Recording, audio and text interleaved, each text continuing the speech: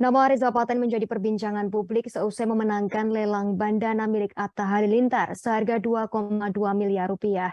Diketahui Reza Paten merupakan founder dari robot trading Net89 yang kini terjerat kasus penipuan.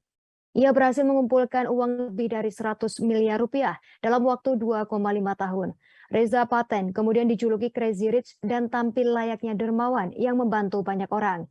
Bot trading Net89 miliknya kini dicurigai sebagai mesin penipuan dengan korban sebanyak 230 orang.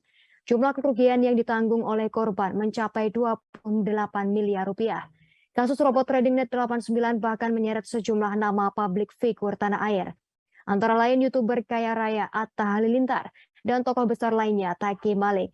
Sebagai informasi, Reza Paten lahir di Surabaya, Jawa Timur pada 26 Juli 1985.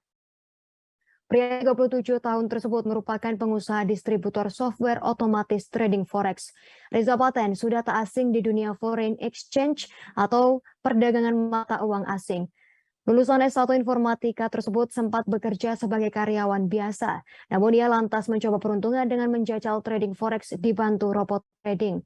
Ia juga berhasil menjual software robot trading mencapai 500 miliar pada 2021.